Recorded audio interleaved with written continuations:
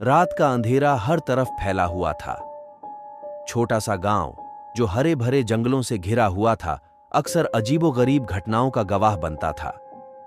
उस गांव के बुजुर्ग अक्सर एक पुरानी हवेली की कहानियां सुनाते थे, जिसे लोग पिशाचिनी की हवेली के नाम से जानते थे। कहानी कहती है कि सैकड़ों साल पहले इस हवेली में एक खूबसूरत युवती रहती थी, जिसका नाम था शारदा। शारदा बहुत ही विदुषी और स्नेही थी, परंतु उसकी सौंदर्य और बुद्धिमानी से जलने वाले लोग भी थे। एक दिन गांव के कुछ लोगों ने जलन में आकर शारदा पर झूठे आरोप लगाए और उसे जादू टोने की दोषी ठहराया। उन्होंने उसे हवेली में ही बंद कर दिया और जिंदा जला दिया। शारदा की आत्मा क्रोध और प्रतिशोध से भर गई और उसने पिशाचिनी का रूप धारण कर लिया। कहते हैं कि शारदा की आत्मा आज भी उस हवेली में भटकती है। रात के अंधेरे में अक्सर लोग हवेली से आने वाली चीखें और रोने की आवाजें सुनते हैं। जो भी उस हवेली के पास जाने की कोशिश करता है, उसे पिशाचिनी की दृष्टि का शिकार होना पड़ता है।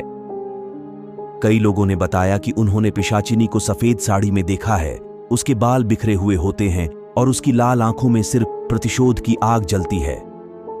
एक बार गांव का एक युवा लड़का अर्जुन, जो इन कहानियों पर विश्वास नहीं करता था, अपने दोस्तों के साथ साहस करके हवेली में जाने का निर्णय लिया। रात के समय वे सभी हवेली के भीतर दाखिल हुए।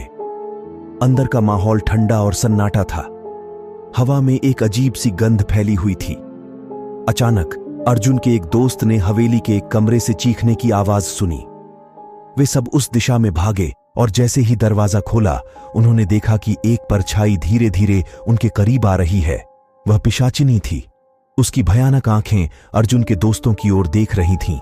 एक एक करके सभी दोस्त डर के मारे बेहोश हो गए। अर्जुन ने भागने की कोशिश की, परंतु पिशाचिनी ने उसे पकड़ लिया। उसकी लाल आंखों में क्रोध की ज्वाला जल रही थी। अर्जुन ने उससे माफी मांगी और कहा कि वह सिर्फ सच्चाई जानना चाहता था।